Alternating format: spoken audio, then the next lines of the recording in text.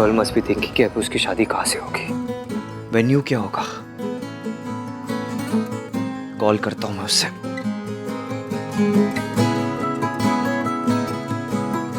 इतने major meltdown के बाद कॉल कैसे करूं उसे? तो क्या करूं मैं? क्या हो गया है तुझे Aahan? You never this confused.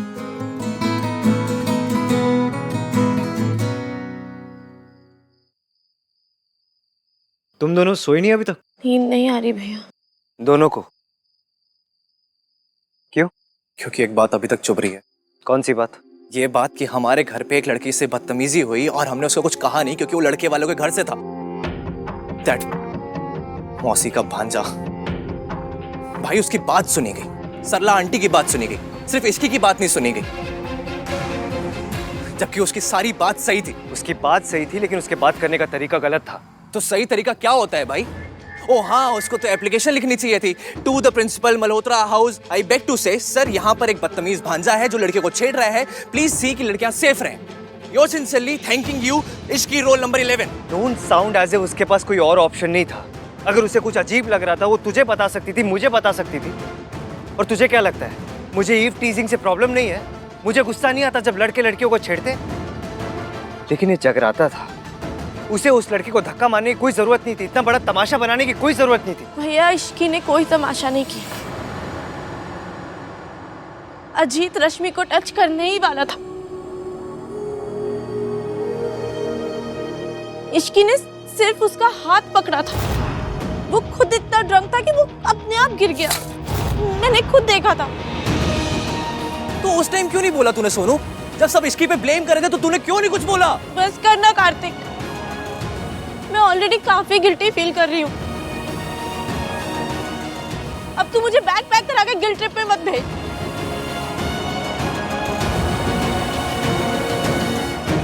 भैया गलती मेरी है, मुझे सबके सामने इश्की की साइड लेनी चाहिए थी। इश्की सच बोल रही थी और आप उस मौसी के भांजे की हरकत को जस्टिफाई कर रहे थे। शट अप कार्तिक, मैं किसी को जस्टिफाई नहीं कर रहा था। ओह रियली भाई? आपने सबके सामने रश्मि के कपड़ों पर कमेंट किया। जिस लड़की के साथ बदतमीजी हुई आपने उसको ब्लेम किया, जिसने उसके अगेंस्ट बोला आपने उसको ब्लेम किया। आपको लड़कियों पर ब्लेम ही करना है तो फिर आप अपना नाम क्यों नहीं बदल लेते हो? आप समाज रख लो ना अपना नाम। फिर लोग आपसे यही एक्सपेक्ट करेंगे कि अरे ये तो समाज है, ये तो लड़की को ब्लेम ही करेगा। हो गया? और कुछ बोलना है? मैंने जो किया उसे लड़कियों को ब्लेम करना नहीं कहते। रियली भाई? तो फिर क्या कहते हैं आप? प्लीज समझाएंगे मुझे। कॉमन सेंस कहते हैं उसे। अगर तू अपने सोशल मीडिया डिबेट मेंटालिटी से बाहर निकलेगा ना तभी मेरा पॉइंट समझ पाएगा। कपड़े कभी सही या गलत नहीं होते, अप्रोप्रिएट होते या इनअप्रोप्रिएट होते। कल अगर मुझे किसी फ्यूनरल में जाना हो और मैं रेड कलर का लेदर जैकेट पहन लूँ, बेसबॉल हैट लगा लूँ, ऐसे डार्क शेड्स पहन लूँ तो लोग क्या कहेंगे? ऑब्जेक्शन उठाएंगे या नहीं उठाएंगे? एग्जैक्टली। क्यों उठाएंगे? क्योंकि मेरे कपड़े इनअप्रोप्रिएट होंगे। आज कोई कॉकटेल पार्टी या कोई संगीत नहीं चल रहा था, जगराता था ये। तो भी भाई it's her life, it's her choice. वो जो चाहे वो पहने, हम डबल स्टैंडर्ड्स नहीं रख सकते। अच्छा चल इमेजिन कर आज चाचू जगराता में स्विमिंग ट्रंक्स पहन के आ जाते तो लोग क्या कहते हैं? It's his life his choice. लोग ये कहते या ये लोग ये कहते कि देखो इस आदमी को, कितना बदतमीज आदमी है, यही कहते ना? कहते कि नहीं? तो डबल स्टैंडर्ड मेरे अंदर नहीं है, समझ तेरी कम है। और बात ना सिंपल सी है, लड़कियों को थोड़ा समझ के चलना होता है, बात खत्म। भाई stop it, I can't take this anymore. Kartik कहाँ जा रहा है? इधर आ।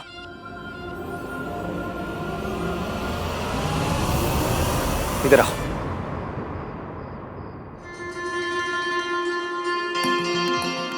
दोनों का पॉइंट ऑफ व्यू अलग है, इसका मतलब ये नहीं कि दोनों की लड़ाई होगी, इडियट।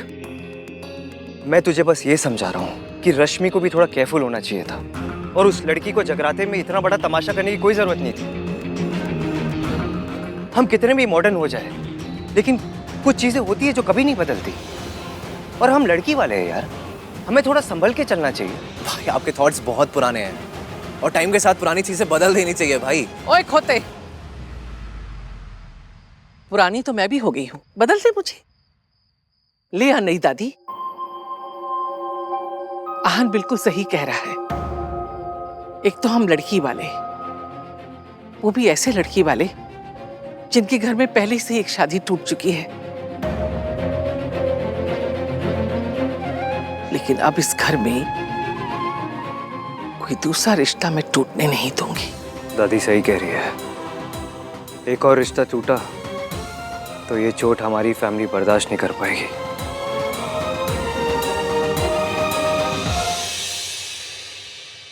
लो जी, आ गए आप। कल के नाश्ते का मेन्यू बना रही हूँ। पूरी छोले, आलू टिक्की, मटर कचौड़ी, पनीर कुलचा और बादाम का हलवा। ठीक रहेगा ना?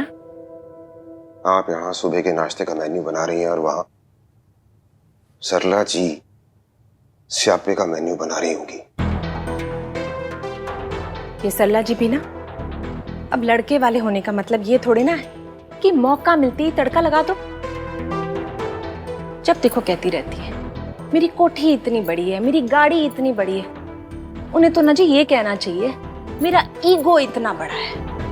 और वो उनका भांजा मतलब शक्ल से लुच्चा लगता है। की होगी उसने जरूर बदतमीजी। बदतमीजी किसी ने भी की हो रितु जी, माफी तो आहान ने मांगी ना। हाँ जी, और माफी मांगते ही सरला जी रुक भी गई। मुझे तो ना जी मेरी सोनू की बड़ी चिंता होती है। मतलब हमने तो रोज रोज नहीं निभाना ना उनसे, हमने तो होली दिवाली बर्थडे पर जाना है। लेकिन हमारी सोनू, उसको तो वही रहना है उनके साथ। पता नहीं जी वो कैसे निभा पाएगी। रितु जी आप सोनू की चिंता मत कीजिए, राज है ना वहाँ। राज हमारी सोनू से बहुत प्यार करता है, आप देखिएगा। लेकिन सच बात तो ये है ना जी कि इश्क की सास के मामले में सोनू से ज्यादा लकी है। मयंक की फैमिली काफी अंडरस्टैंडिंग वाली लगती है। क्या अंडरस्टैंडिंग बनो लगा रखी है। एक गल जाके उस लड़की से कहनी थी ना जो हमारे जगराते में तमाशा कर रही थी। ए तो रब का शुक्र है कि अब वो लड़की इस घर में दिखाई नहीं देगी। हान पुत्र, इसकी की शादी इस घर से ना करने का तेरा फैसला बिल्कुल चंगा है। जब तूने मयंक को बताया तो वो नाराज तो नहीं हुआ ना?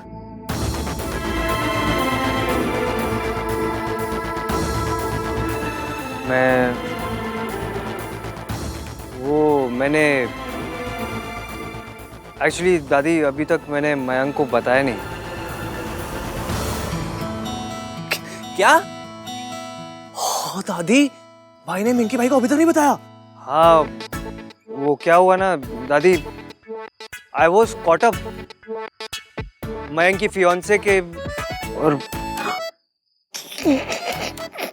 हाँ भैया, कॉट अप विद इश्क। आन पुत्र साफ साफ बोल।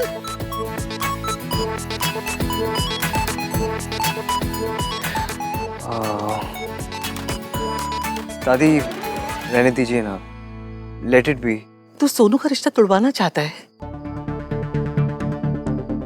अगर इश्की इस घर में आती जाती रही तो ये रिश्ता होगा ही नहीं। वो ये रिश्ता होने ही नहीं देगी। दादी वो ऐसा कुछ नहीं करेगी, आई प्रॉमिस। भाई का ट्रस्ट इश्की पर दादी, और हमें मयंक और उसकी फैमिली के बारे में भी तो सोचना चाहिए। एंड मोमेंट पे उन्हें वेन्यू भी ढूंढना होगा। ऊपर से मयंक के पापा की तबीयत भी इतनी अच्छी नहीं है, टेंशन और बढ़ जाएगी ना दादी। बुरा लगेगा उन्हें। वो कल सगाई भी है, वो क्या सोचेंगे। इतनी अच्छी फैमिली, पता नहीं ऐसी लड़की को बहू क्यों पसंद किया। दादी मयंक ने डिसाइड कर लिया है, अब वो प्यार करता है तो अभी इसमें हम क्या कर सकते हैं। तो मैं ये सब मयंक के लिए कर रहा हूँ, मुझे उस लड़की से कुछ लेना देना नहीं है दादी। अब तुमने तय कर लिया है तो कर लिया है, मैं क्या कर सकती हूँ। लेकिन पता नहीं, मुझे लग रहा है ये लड़की कुछ तो गड़बड़ करेगी।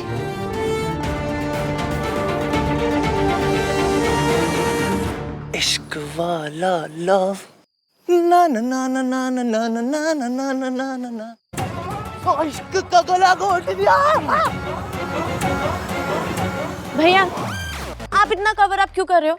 और आप मान क्यों नहीं लेते कि आपको इश्क के लिए बुरा लग रहा है? मुझे कुछ बुरा नहीं लग रहा उसके लिए। वो तो she had a long day, इसलिए मुझे उसकी लाइफ और कॉम्प्लिकेटेड नहीं करनी। एनीवे, मैंने ये डिसीजन फाइनल कर लिया है, उसकी शादी इसी घर से होगी, बात खत्म। ऐसे कैसे बात खत्म? बात तब खत्म होगी जब आप इश्की को सॉरी बोलोगे। हाँ आहान भैया सॉरी बोलेंगे, वो भी इश्की को।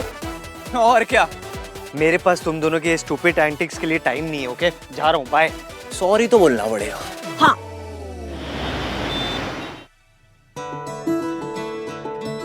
गुलू गुलू, कल ब्रेकफास्ट पे ये पहन के जाना। एक सेकेंड। और ये तेरी सगाई के लिए। दीदी ने मेरी शादी के लिए क्या कुछ नहीं किया था। आज जब मेरी बारी आई है तो मुझसे कुछ भी नहीं हो पा रहा।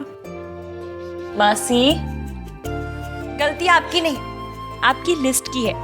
आपने लिस्ट ही गलत बनाई थी। आपको याद है मैंने आपको बताया था मुझे मयंक से शादी से पहले उससे प्यार करना है। पागल है क्या? ये कोई अमेरिका जो शादी से पहले ही सब कुछ करना चाहती है? हाँ मासी, आप क्या समझ रहे हो? प्यार करना चाहती हूँ मतलब प्यार में पड़ना चाहती हूँ। अपनी एक लव स्टोरी चाहती हूँ। उसके लिए मैंने एक लिस्ट बनाई है। जो इंसान मेरे लिए बना होगा उसमें क्या क्या गुण होने चाहिए।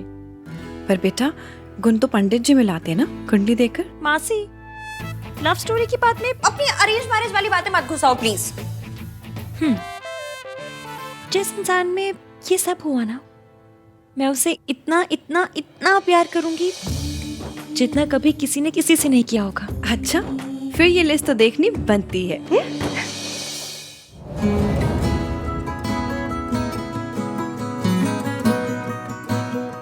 आहान, अरे तू ये क्या करने बैठ गया? तूने तो सोनू की शादी तक ऑफिस से छुट्टी ली है ना? हाँ चाची, वो कुछ अर्जेंट काम था ना, तो बस। Thank you.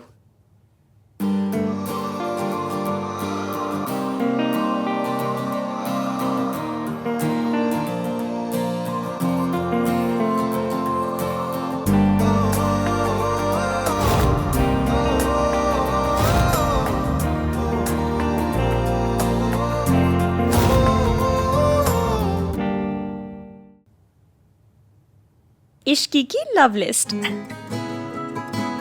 नंबर 1, ये आंखें बंद करो तो उसका चेहरा दिखाई देता है। मयंक दिखा। मासी, कंसंट्रेट करने दो।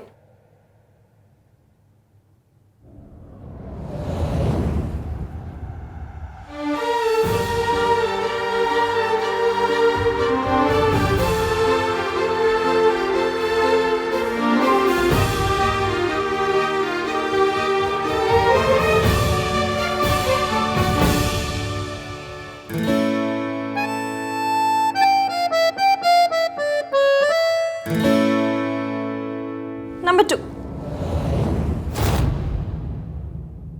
क्या उसे देख के दिल धड़कता है? दिल का तो पता नहीं, पर कुछ कुछ तो होता है। पर कम से कम वैसा हार्ट अटैक नहीं होता जैसा उस ईवीएम का चेहरा देखकर होता है। उसे देखकर तो इतना गुस्सा इतना गुस्सा इतना गुस्सा आता है ना कि मन करता है कि ओह। तीसरा,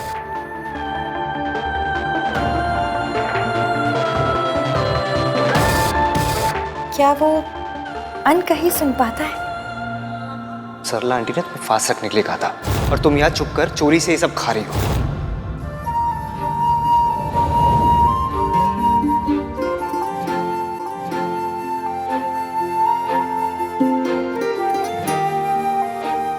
नंबर 4, क्या वो फैमिली वैल्यूज वाला है?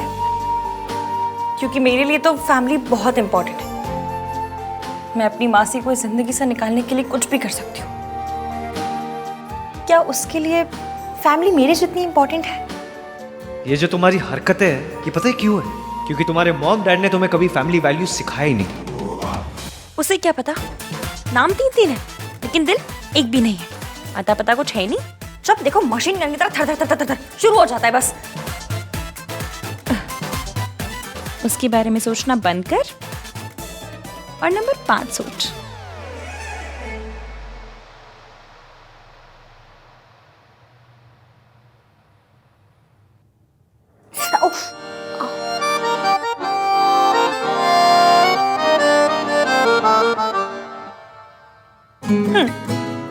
क्या चोट लगने पे उसकी याद आती है?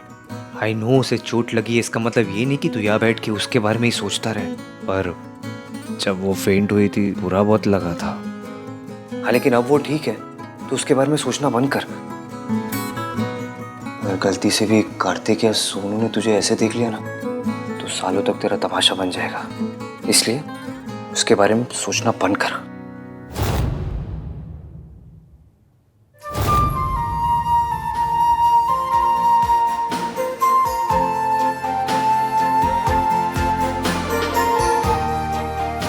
एक बार सॉरी बोल देता हूँ।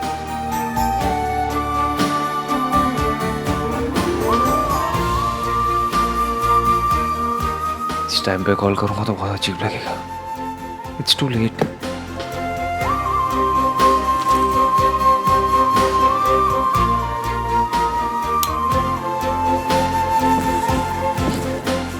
आप बहुत बड़े लोग होंगे, पर इससे आपको किसी और को छोटा समझने की या उनकी परवरिश पर उंगली उठाने का हक नहीं मिलता।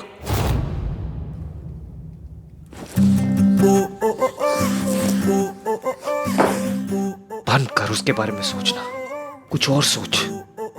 एक काम कर, कॉन्टिनेंट्स के नाम गिन ले या कंट्रीज के नाम गिन ले, या एक काम कर तू इंडियन क्रिकेटर कैप्टन्स के नाम गिन ले। गांगुली, धोनी, इश्की, विराट। धोनी के बाद इश्की कैप्टन कब बनी? इडियट। मत सोच उसके बारे में, भूल जा। आहान ने मयंक को अब तक बताया क्यों नहीं कि वो नहीं चाहता मेरी और मयंक की शादी उसके घर से हो? आज जो कुछ हुआ इसके बाद मैं कल उसके यहाँ कैसे जा सकती हूँ? खुद ही पूछ लेती हूँ।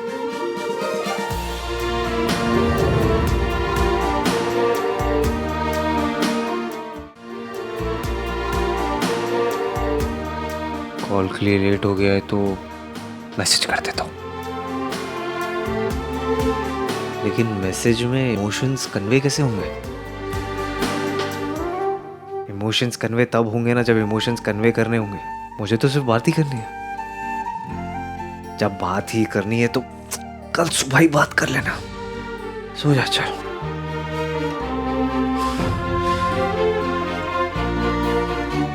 इतना कुछ होने के बाद क्या इश्की कल सुबह आएगी? मुझे कल वहां जाना है या नहीं? कल इश्की आएगी या नहीं?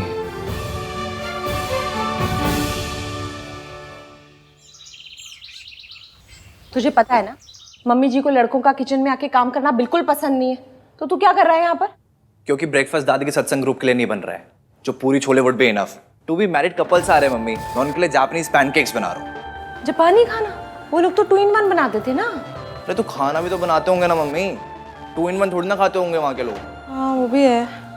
ऋतु, हाँ जी आई। सोनू एग्स दियो, भाई बटर देना।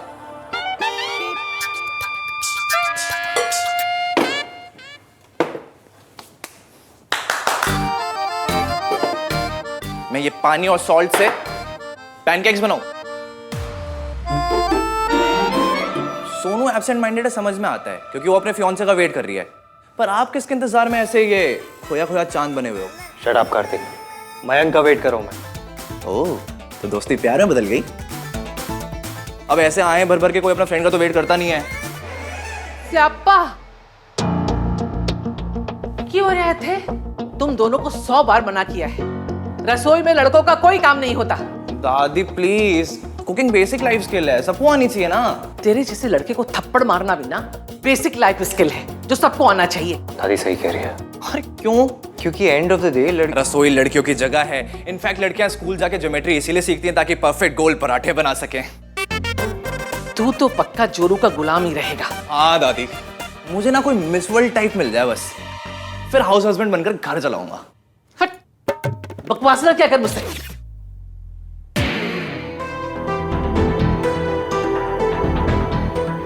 पता नहीं ये इश्की कब आएगी या नहीं।